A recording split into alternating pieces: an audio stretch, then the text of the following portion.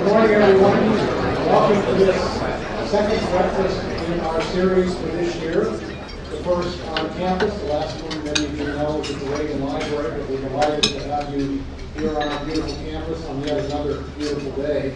And we're excited to be able to hear from John Shields, the former chair and CEO of Trader Joe's. It's always a delight to see how many people enjoy these breakfasts and are with us. But none of this would happen without the support of our corporate friends who share the university's interest in providing service to the community by providing high-quality programs like this. So what I'd like to do is thank our sponsors. I've asked that as I go through the list, any representatives from those companies that are here to please stand. This is where it gets tricky. Remain standing. Then when we finish the list, let's thank them all for their collective support. You good with that? Alston and Bird, Lehman, Merrill Lynch, Montecito Bank and Trust, the Pacific Coast Business Times, Pierce Brothers Valley Oaks, Sage Publications, Santa Barbara Bank and Trust, University Village Thousand Oaks, the Ventura County Star, Wells Fargo, and our partners here on campus, Sodexo, who provided the breakfast. Let's thank all of them.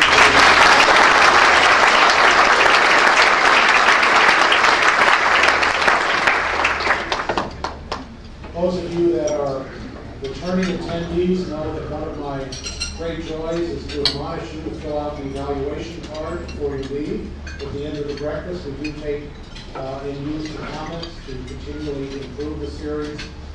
This series is brought to you by Linda Fulford here and her staff in University Relations, and they very much appreciate your feedback in making use of them as useful to the community as we can make it to be. So thank you in advance for your feedback. Well, I know you're here to hear our speaker, and so it's my honor to introduce John Shields. He served as chairman and CEO of Trader Joe's from 1988 to 2001. In 1993, he was voted Los Angeles Master Entrepreneur. He's been honored for his leadership in business by the likes of Inc. Magazine, Ernst & Young, and Merrill Lynch. He has his bachelor's and MBA degrees, the last not from Cal Lutheran, but from Stanford University. After serving in the military, John joined Macy's California Executive Training Program and rose to the position of Vice President of Operations. He then left Macy's to join Mervyn's department stores to lead in their program of national expansion. In 1987, he retired from Mervyn's, a retirement that lasted all of 5 weeks. Before he was approached by Joe Cohen, an old friend from Stanford, who had founded Trader Joe's. And what started out as a consulting assignment led to John becoming CEO a year later when his friend Joe decided to retire. Under John Shields' leadership, until his own retirement in 2001, Trader Joe's grew from 27 to 174 stores and from 132 million in annual sales to 2 billion in annual sales. Quite a story. Would you please join me in welcoming John Shields?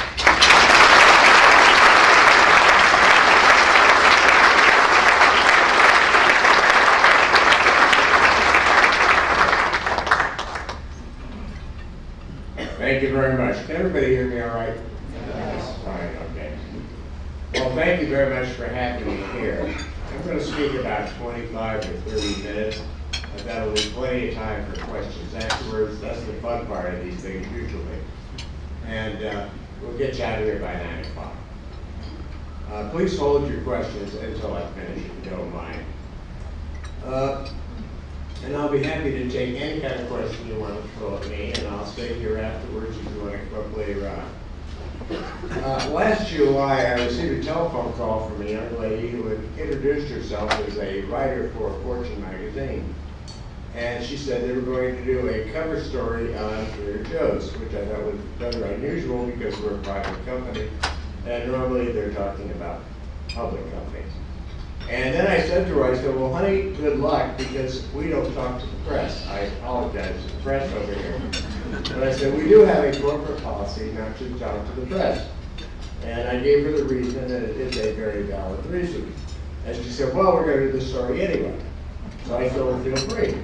And so in September, it appeared, cover story, inside Trader Joe's.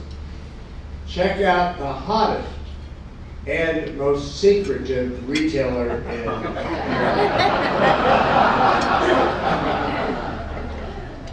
And it was titled Inside Trader Joe's. Well, she really didn't get inside, but maybe today we'll try and get a little bit inside.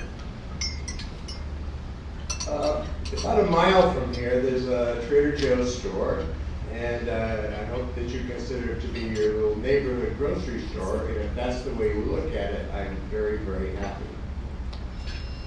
Trader Joe's has been in business since 1958, and although at the beginning it was called Pronto Markets, today it's a little bigger company than you might imagine.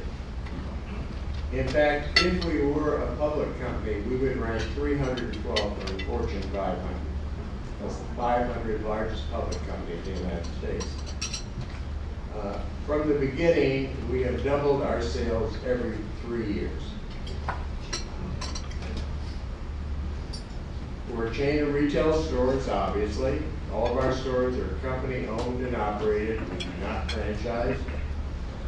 And all of our expansion has been organic. We have never made an acquisition. I wouldn't know how to make one if somebody offered me one. And in fact, the company has no debt. Now, my God, that's almost un-American.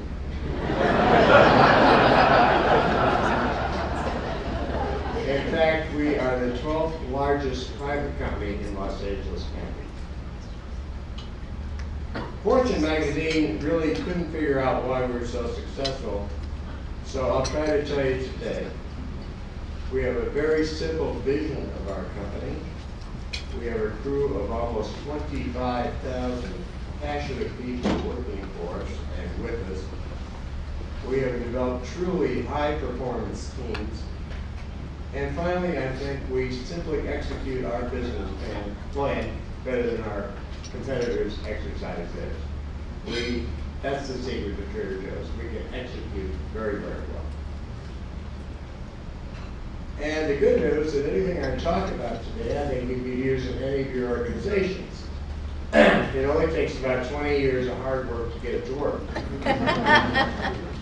I've entitled this speech, Reinventing the Company, because that's what we did, and I emphasize the term we. When I became the CEO back in 1989. I've been asked to talk about some of the challenges that I faced when I took over the company.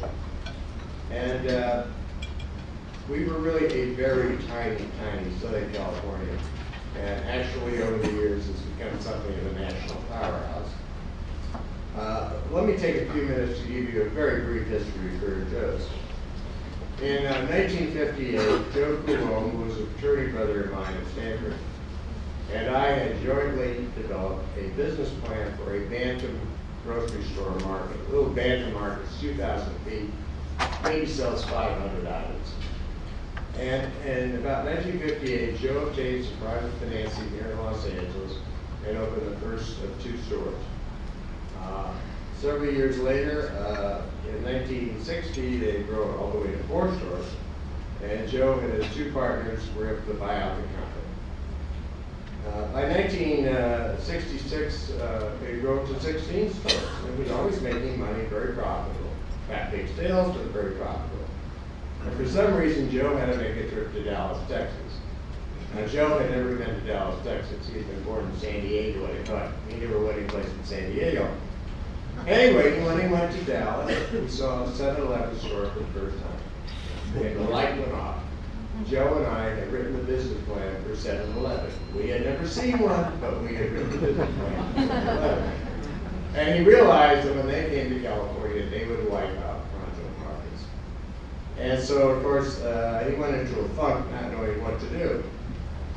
Now, Joe claims to this day, and he still lives in Pasadena, he claims to this day that the inspiration for Trader Joe's came to him while he and his wife Alice were visiting the Caribbean. He was lying under the sand, on the sand underneath the palm tree and sipping a good deal of rum.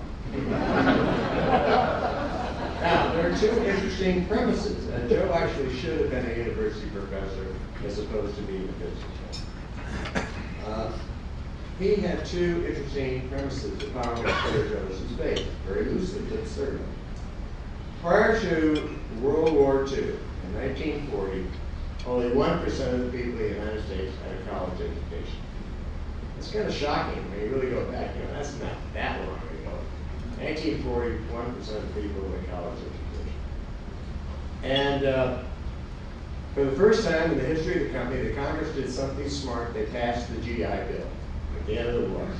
And suddenly, for people who had never had the opportunity to go to college before, all veterans were entitled to go to college fully paid. This was a major change in the country. Second premise was the invention of the jet plane. Prior to the jet plane, only very, very wealthy people could afford to go to Europe. They had to go by ship, very slow, extremely expensive. And along came the jet plane, and for the first time, people of relatively modest means could fly to Europe for a week, and they'd be exposed to new cultures, new foods, wines, whole series of things that were new to Americans. So Joe said, if I could take these two concepts, exposure to foreign cultures that we were not aware of, plus the education, maybe I could put together an interesting retail business. And so in 1967, the first Trader Joe's under that name actually opened. The store is still there. It's in Arroyo Parkway in Pasadena, and it still has lousy parking. But to give you an idea how hazy it was, this is 67. This is what we're selling. Ladies' hosiery, photograph records, and ammunition. Now, Joe was very pragmatic. If something didn't sell, he'd throw it out and bring something else in.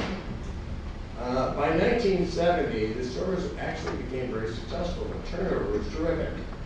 And by 1970, Joe had amassed a cash flow of $300,000, which was a lot of money then.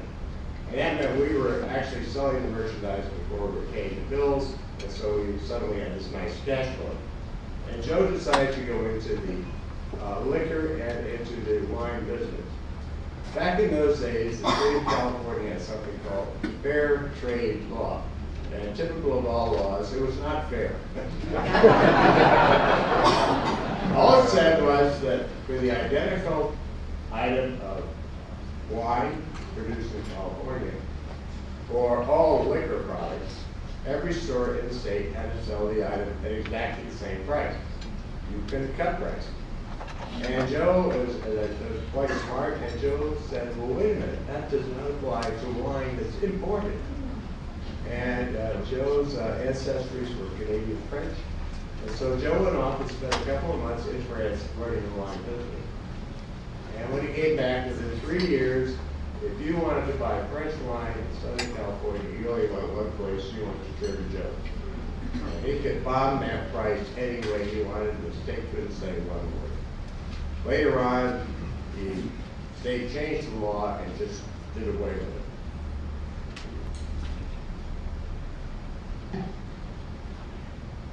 After that, Joe began to add cheese products, which were natural, and other food products.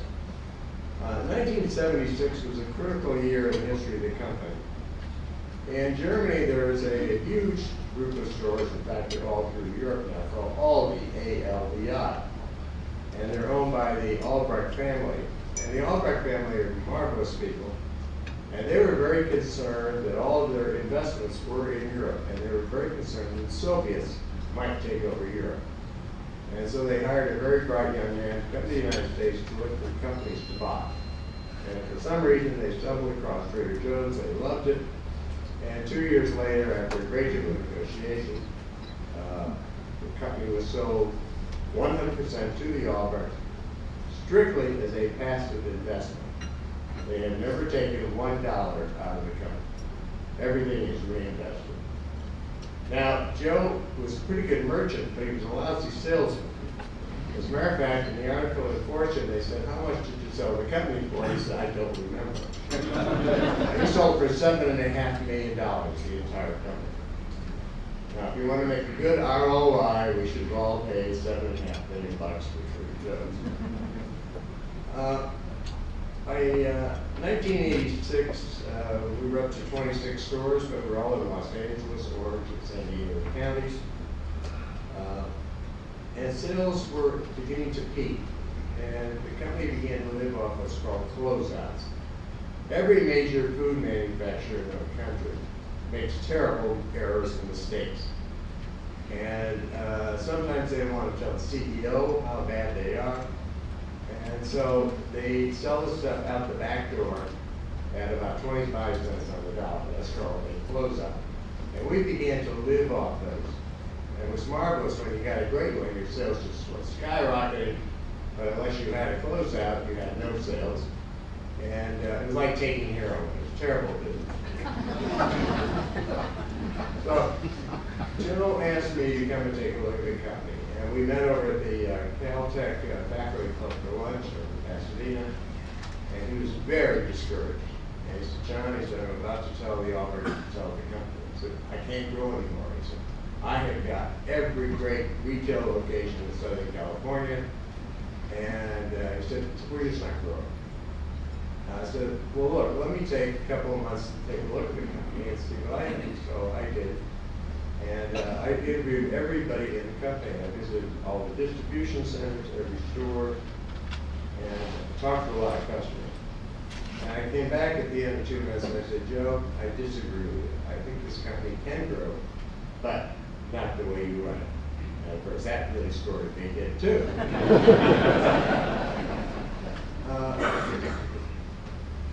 After about a couple of weeks, Joe called it over and called me up one day and said, you're the new president, and I'm going to be the chairman of the board. So I said, okay. So we did that for a year. And then Joe decided to retire. Now, no two people had such different management styles as Joe and I. And so what I'm talking about things is not derogatory, it's just simply differences in management styles. As food retailers went, we were very tiny. We were doing $26 million a year. Heck, you can do that with a big, giant 40,000-foot Ralph's. We had about 650 employees, and here's some of the challenges that I faced at the time. Joe had founded the company and run it for 26 years, basically as a benevolent dictator. He made every decision in the company. He was the ultimate micromanager. There was no delegation of authority or responsibility to anybody in the company. All the communication was top down. Joe used to write these long, esoteric articles on theory of retailing, and he would send these out to the store managers who immediately threw them into the trash can. They didn't understand what he was saying. Of the key people, only 2 out of 8 had college degrees. We had no training programs. And the public perceived us as a party store. If you were going to have a party Saturday night, you went down to Trader Joe's, got some wine and some cheese and crackers, and unless you're at another party, you didn't go back to Trader Joe's until your next party. And nobody really had a vision as to who we were or where we were going.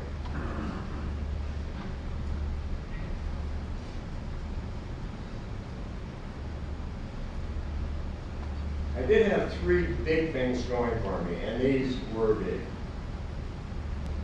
We're a private company. I didn't have to worry about our quarterly performance.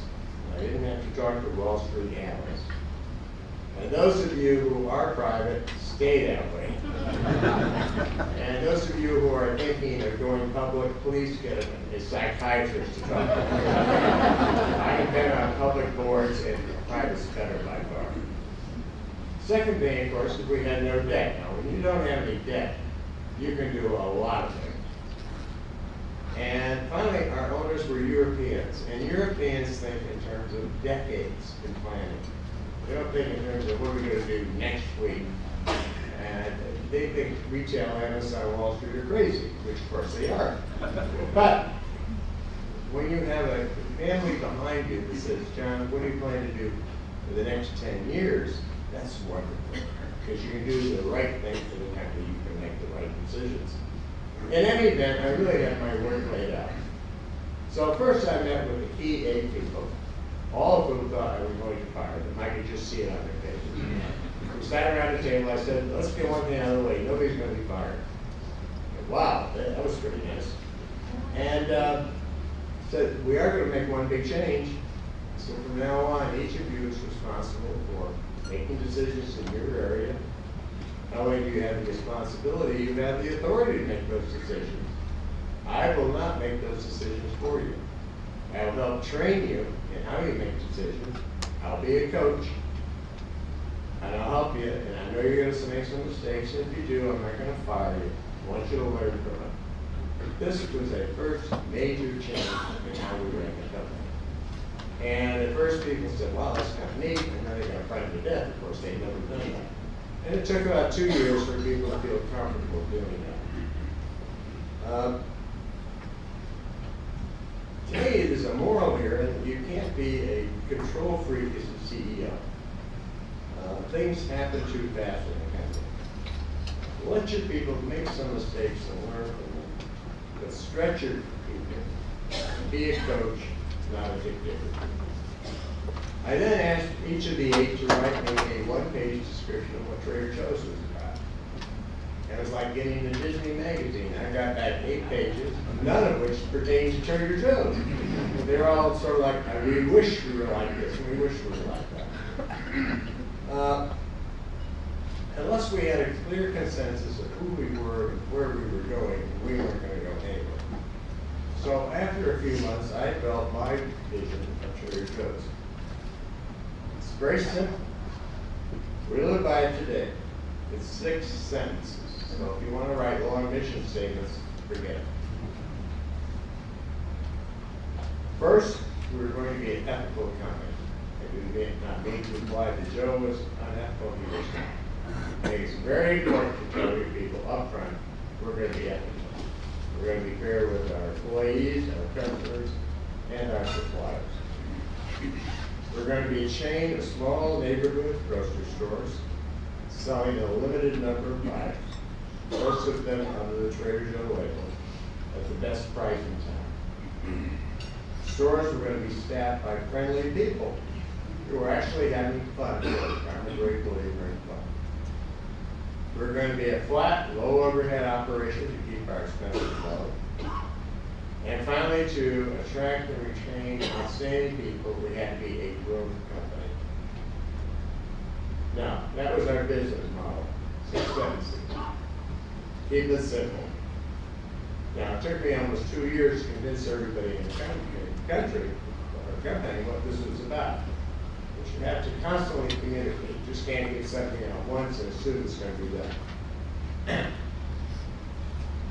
So to me, this vision statement was very important because unless the crew understands the goal, you're not going anywhere. This was a very simple goal to understand. Now, in addition to selling grocery full sauce, we were selling grocery commodities. Commodities are terrible businesses. And I got a team of 6 buyers together, very intelligent, 50 young people. And I said, as of now, you are no longer buyers. And of course, they looked at me. Being a buyer is a big deal. I said, from now on, you're product developers. I said, I want you to go around the world, and I'll pay for it. I want you to bring back unique products, and we can have under the Trader Joe label. And this is one of the major changes we made. We set our own rules of how we were going to run our company. We were going to develop the product, put our names on it. And these are the kinds of decisions that differentiate yourself from your competition. Well, these young people thought it was fantastic, and my research and development field, which turned out to be transportation, flew up high, but it was worth every cent. So, I had to also establish communication very quickly, because remember I said, oh, communication is top down. So, 2 days every week, I took my yellow pad all by myself, and I visited every store. I sat in the back of the room and talked with the people, talked with the customers. And my question was, what are we doing at the office to screw you up? And boy, I filled up about 20 yellow pads. But it was fantastic. In about 6 months, people began to notice I was using their idea. We were making changes. Once that happened, the ideas just poured out. And this is the beginning of these fabulous crew that we have in the store. So, the moral here is to get out of your office and listen to your customers and your employees. I believe in it firmly. And every week for 14 years, I was in the store 2 days a week. Now, to correct our lack of training programs, we developed 2 comprehensive programs. One of them had nothing to do with retailing. It concentrated on leadership and interpersonal development. I hired 2 university professors who were crafted after doing this, and everybody in the Trader Joe management organization has been through these steps. We still have them today. And then finally, we had no idea how the hell you ran a store, and we finally got a couple of guys to put it together that actually were running stores, and they developed the manual. But this was the beginning of our development of our high-performance teams. Any of you who walk into a Trader Joe store, you rarely see somebody ordering somebody to do that. People do it together. They just automatically do it. We have high-performance teams. And that's really part of our basic culture. I never asked what all of this training was costing. I was afraid to. But I knew that we had to have it if we were going to be a chain. Because if we were going to be a growth company, be a chain, I wanted to be sure that everybody in the Boston store was treated exactly the same way as the $1,000 store. And we all spoke the same language. One of the main problems in the CEO experiences is a constant distractions, all of you in business or in any kind of organization. Distractions are killers. And one day I heard Lou Holtz speak. Lou Holtz was the great football coach of Notre Dame. And somebody asked him that same question, how do you handle all the distractions? He says, very simple, win. W-I-N. On Saturday, what's important now? And that was a great thing, and the more I began to think about it. If you go back and sit down and really think about something, probably only 3 things are really important for you to accomplish in the next day, the next week, the next year. So at the end of every year, I would write down the 3 most important things that I could accomplish the following year. And every month I checked to see how I was doing. And I suggest that you use that. It works. It helps you also to be very focused. Now, I'd like to talk just a few minutes about building a winning team. 99% of our promotions come from within. Our people are exceptionally well compensated. Every executive is on a bonus. We give people every opportunity to grow in the company. I know you'll read articles in Forbes and Fortune that says you're going to have 6, 7 jobs in your lifetime. We can offer people lifetime employment. That sounds pretty old for the USA, but we can do it. And our people realize this, and our turnover rate of full-time employees is 4% a year. That is unheard of in the retail industry, where turnover typically runs as high as 1%. Each year we contribute 15.4% of the employee's previous year's gross income into a retirement account for them. Our expense comes out of our profit. And so at the end of several years, they're totally vested. The money is theirs. We give them a number of ways in which they get invested. And we have a number of people today with accounts well over $500,000. I think part of a leader's role is to build trust to your people. and we are sharing our company's success with our employees. Now, it's impossible to talk about Trader Joe's without mentioning our most important constituency, you people, our customers. Joe intuitively assumed that they were well educated.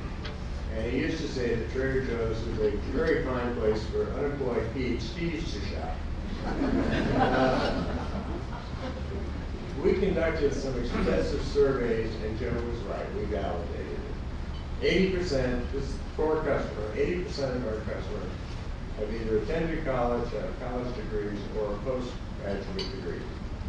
So when we look for locations, the first thing we look for is the educational level in it. So know your customers.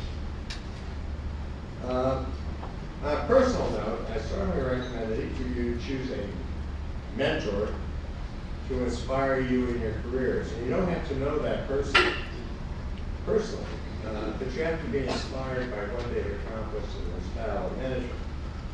I chose two mentors, Sam Walton of Walmart. And Sam Walton was a genius, there's no question about it. Everybody thought he was a country bumpkin, and he was no country bumpkin.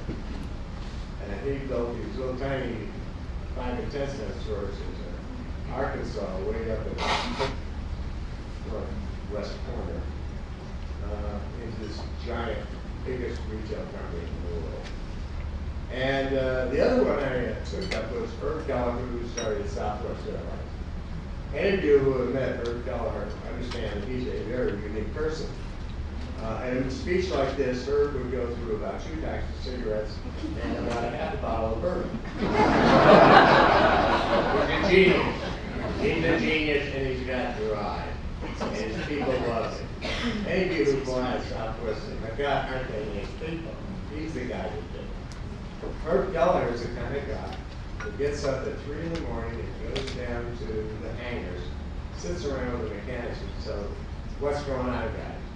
This is the kind of person he is. So, I think it's really helpful to look at some people like that. So, my God, what can we learn from them? So, get a mentor if you can. Some years ago, I came across a checklist of the characteristics of companies with great strengths. It's a simple checklist. Let me read it out. I'll read it slowly. And you might well say, how do you check out with this?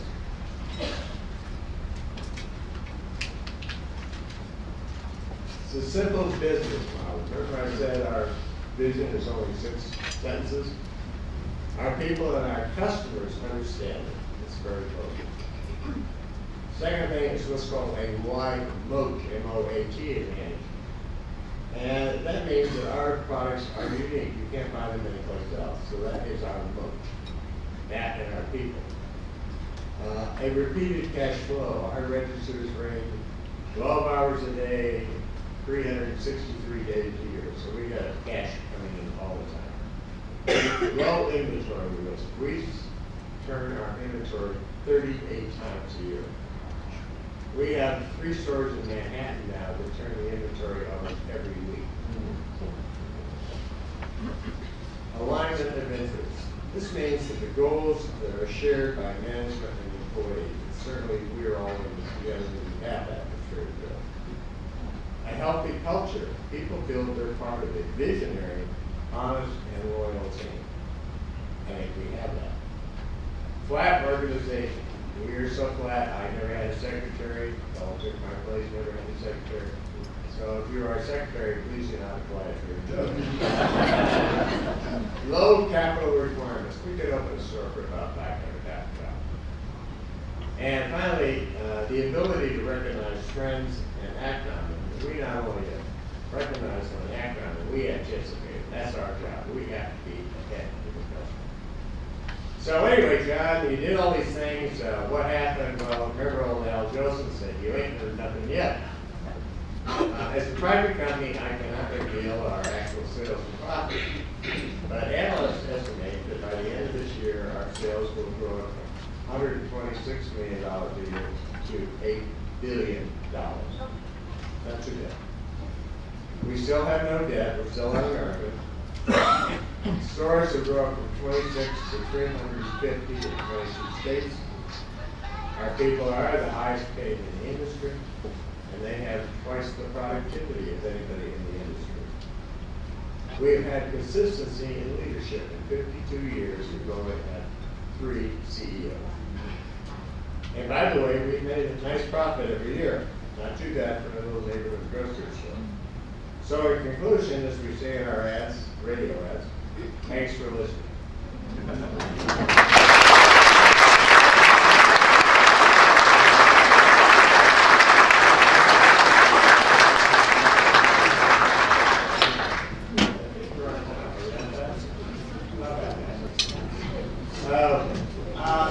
Now we get to the fun part. I really mean, what's the fun part? What kind of questions? Actually, it's really weird. Mr. Hogan. Well, I've been through union teaching. Not here. The first thing a union comes in, they're going to make an investment. They want to organize it. And what the investment is, they usually send in 2 or 3 people. They're looking for issues. Not paid enough, not treated fairly, holes, everything. They have never been able to find an issue at Trader Joe's. If the union can't find an issue, they're not going to spend any money trying to organize it. That's as simple as it comes down to. We treat our people fairly, they know it, and that's it. Pretty easy. Doesn't take a genius. We run a simple business. What else do we got? Yes? How are you able to sell travel shop for $1.99? How are we able to sell child shop? Well, again, this is a simple business. I would say that. The world is awash with what we call juice. And juice, as soon as the grapes are fresh, produces juice. And all you have to do is, if you start driving up to Santa Barbara or drive to San Francisco, drive along 101. What do you see? Grapes, grapes, grapes. I was in Chile last year. What do you see? Grapes, grapes, grapes. Argentina, grapes. Australia, grapes. Texas has grapes now, believe it or not. The world is awash with juice. Anytime you get an oversupply, that means price is great. And today, that's how we're buying child shop. We can make money out, believe it or not. Today, the economy isn't very good. And the premier wineries in California, let's say, selling $25 and above. We're buying all their wine right now at about 25 to 50 cents on the dollar. There's so much of it available. And you walk in and you'll see some labels at Trader Joe's and say, what is that? Well, then you look and see what town it was made in, and you'll find out who made that wine. We can't reveal it. But the world is awash with wine, and that's why. Great time to drink wine. What's the reason for your not talking to the meeting also? You mentioned Yes, the question is, why do we not talk to the meeting? And as I mentioned earlier, Theo Albrecht formed a trust for his family advisory trust in 1978. In 1971, he was abducted and kidnapped in Germany. He was held for 5.5 days. And they asked for a ransom of $1.5 million. Now, all of you know, or many of you know, some German friends, they are really tight with the mark. And Theo responded, that's too much. And he was quite serious about it. And finally, the Archbishop of Essen, Theo's a Catholic, the Archbishop of Essen became the intermediary, and he said, Theo, he said, you got money, pay the damn thing. Which he finally did very reluctantly. And 2 days later, they caught the guys and they got the money back. But he was so worried about that, he was so worried about his family, that he said, I want everybody who works for me to keep a very low profile. And so he said, please do not talk to the press. So that is the reason. Good legitimate reason, I think. Yes, sir, over there. Thanks for making a long trip from across the way. You're being chased by a fresh choice. Fresh meat. Is that Christian, same thing. And there's been some press about them going after your staff and not being that successful and so on. And as an outsider, and growing up in the grocery business, I've tried to see if there's a parallel track, and based on what you've been saying, there are some changes, some similarities, some differences in the model.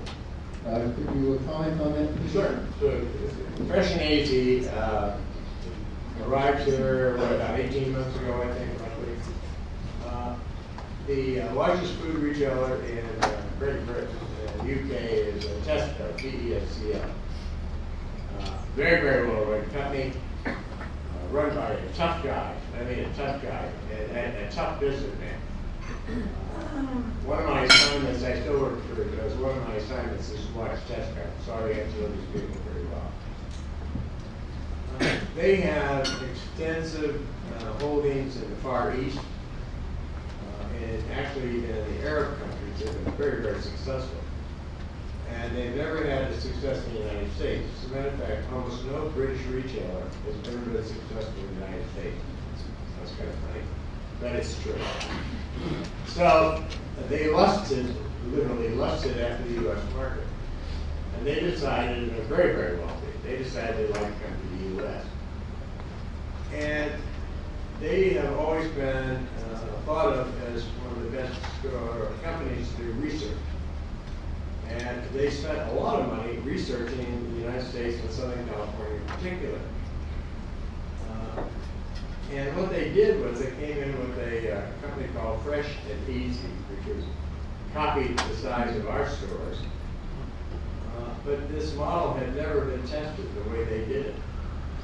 And so they suddenly opened up about 80 stores in Southern California and Arizona with a totally untested model. And they are losing money hand over fist.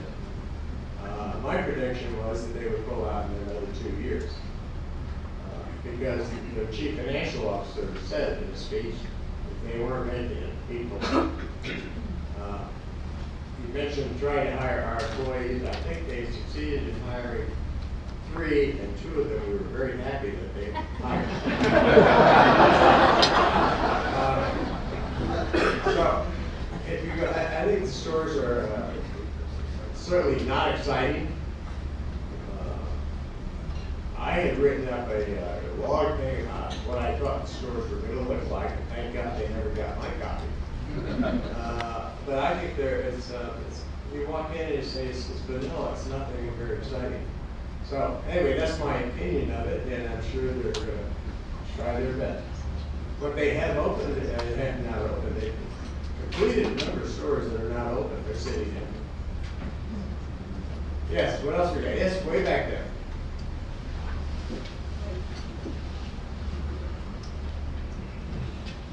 I want to ask you about, can you hear me? Okay. I wanted to ask you about your employees in the store. I was wondering what your feeling is about this. Are your employees in the store empowered to make decisions themselves, and if so, what kind? Oh yeah, the question is, are employees empowered to make decisions of what kind? They make any damn kind of decision they want. The store manager has 2 instructions. Maximize your sale and take care of your customers. Pretty tough, huh? That's a big job description. How about the people who aren't managers? All the people, remember I talked about these high performance teams, those were our people. They have the right to make any decision they want and take care of the customer. That's all I want to hear. If we take care of the customers, they'll take care of us. And I am rarely, I can recall the number of times I've criticized anybody making a decision.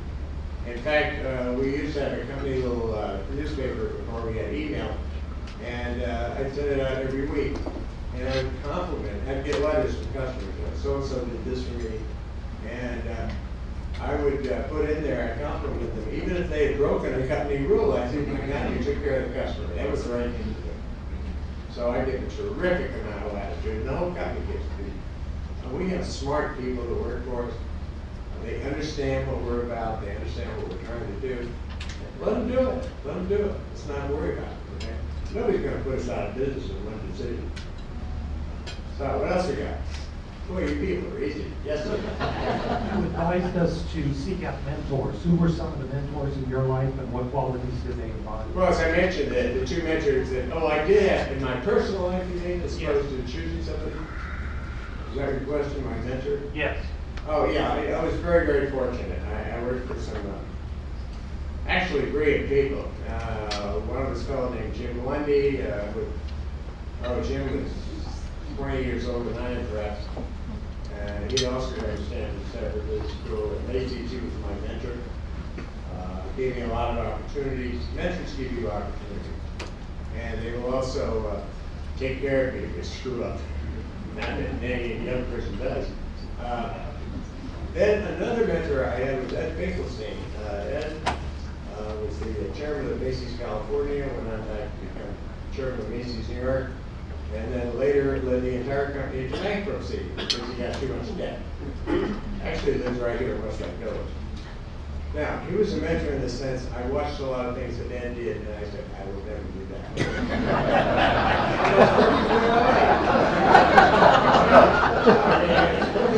You learn from the good and you learn from the bad. And he's a great man. Don't misunderstand me. Absolutely great man. Knew more about the harvester and everything else I've ever met. But you learn from the people. How do you treat people?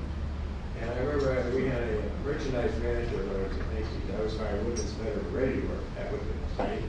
And so we had this merchandise manager named Peggy Nyman. She was vicious.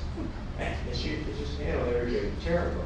And I said, boy, if I'm ever in a position of responsibility, I would never do that. So you can learn positively and negatively. So that is what's going on around you. What else we got? Yes, ma'am. It's coming to you right over there. We challenge the audience with our questions. So I'm going to give it a try. You have a very personal company, Mr. How much automation technology do you employ in running a retail?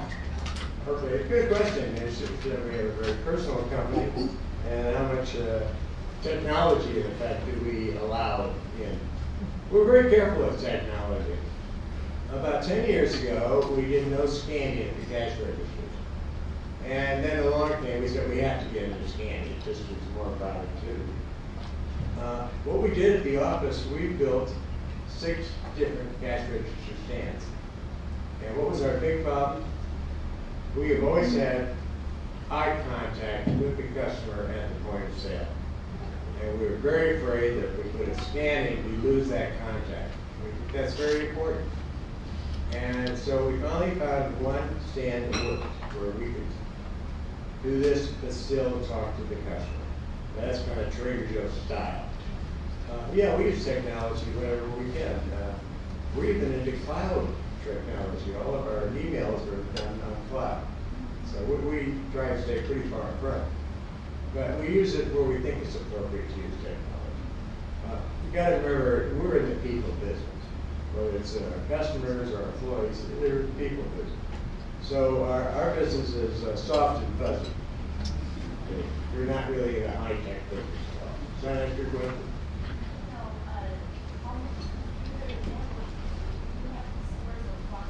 Oh yeah, we have a very complex computer setup. We have backups. We have a very complex telecommunication setup. And the interesting thing is that I was over at the office the other day on the retirement committee meeting, and the head of our VP of technology said, come on in, I want you to show you the computer room. And there's fewer machines in there now than when we built it in 2001. And the machines now we can use them much better. And so now we're able to actually pull stuff out of it, which is pretty exciting to me. Yes, what else we got out here? Yes, right over here. I don't need a microphone. I just wanted to ask, where is the corporate headquarters? Where is the corporate headquarters? We started out actually in South Pasadena, and at one point we finally got up into 3 buildings. It was impossible. And that was my parting gift. I built a new headquarters out in Monrovia, which is about 10 miles east of Pasadena. It's the first place we could find some land. And now I have an interesting problem now. As I said, you know, Germans don't give up money very easily. Now, we could build as many stores as we want, but how the hell could I convince the Albrechts to build a new office? And it finally got to me one night. I woke up and I said, my God, they're terrified of earthquakes. And I explained, they are. And I explained that our office was built, it was a 1913 Safeway store, unreinforced brick. And I sent over by this time we had emails, and I sent over an email and I said, I think we ought to do something. Word came back, do it. They were very interesting people. I remember I'd been the CEO, and I only met them once when they made me CEO. I've been the CEO once for about 6 months, and I've never heard from them. Nothing. And, you know, when you're a CEO, you got nobody to talk to except your wife. So I said that we had facts. So I sent them a fax, and it simply said, are you all dead? And the next morning, the phone rang. Ron, what do you mean we all dead? I said, I haven't heard from you in 6 months. Is there anything wrong? No. Why do you want to hear from me? They only came to the United States once a year for 3 days. That was it. And all we did was walk through stores. I kept thinking, what are we doing here? Why they wouldn't see our stores? They have more stores than we do. And occasionally I'd be in Europe and walk through one of their stores and say, oh my God, they stole that idea from us. It's a really good idea. A wonderful, wonderful, ethical people. What else we got? Anything else? Yes, you have a radio here. 2 years ago, during the grocery strike, the union strike, I see a lot of customers were reluctant to cross, union lines. And I'm sure that Trader Joe's saw a huge increase in the business among people that found Trader Joe's. What kind of strategy did you come up with to keep those customers? Our question was a couple of years ago when there was a large grocery strike here in Los Angeles, and obviously many customers didn't want to cross union lines, felt intimidated, and so they came to us. And what did we do? Anything special? We treated them like we treat all of our customers. We treat our customers as friendly as possible. We show them what our prices are, and for some reason, at one point, people got the perception, some people thought we were expensive, well, we really are.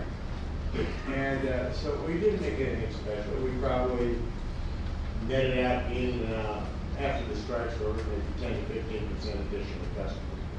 So, but we didn't do anything special. We treat everybody the same. Right? Yes, back there. This is a simple question. How come you guys run out of oatmeal all the time? Well, that's a simple. I hate oatmeal.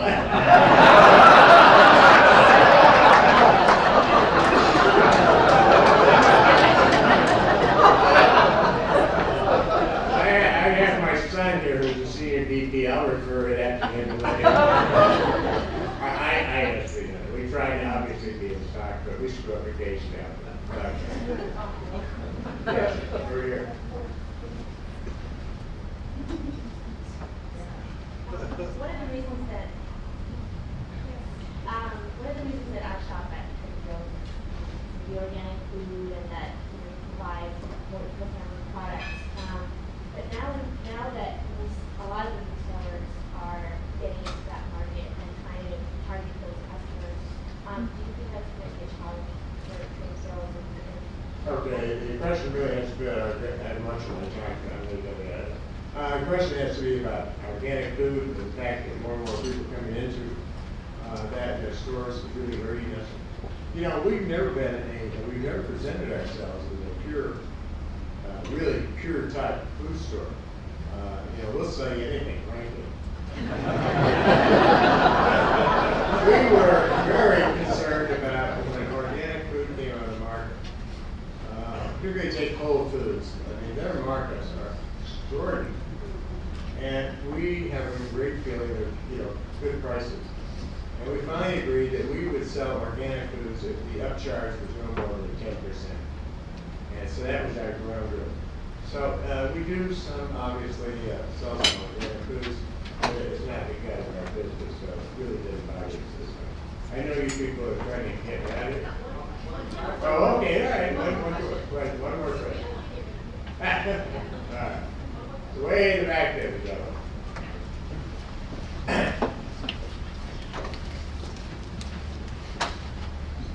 Thank you for taking my question way in the back. I really enjoyed your talk. Thanks for sharing your company with us. But a lot of success. But going forward, what do you think is one of Trader Joe's biggest obstacles? Oh, going forward, what are our biggest obstacles? I was very cautious when I chose my successor. You can say all you want, the CEO makes the decisions and runs the company and sets the style. And I thought I had somebody lined up, and it was the wrong person. And I deferred my retirement for 2 years until I found the right person. I feel like, and I think all the CEOs of Trader Joe's almost feel like a father to a family. I know that's pretty trite, but that's sort of the way we feel. And as long as we get the right CEOs that stand by our culture and have these terrific kids working for us and developing teams and growing and everything like that, we'll be fine. I have no problem at all. I have no problem growing. Matter of fact, at this stage, we're kind of waiting around to like see the economy get a little better, or we're ready to go again. We'll grow. I think as long as we have the right CEOs, we'll be fine. That it.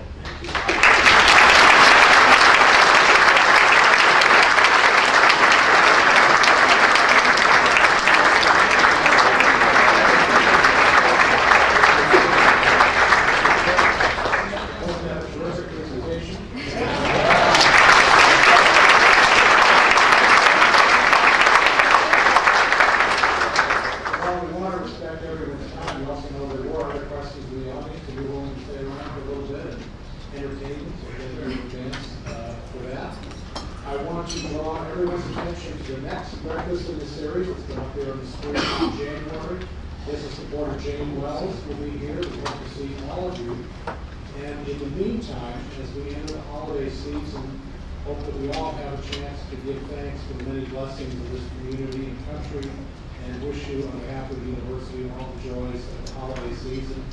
And we hope to see you back again in January. Thank you very much.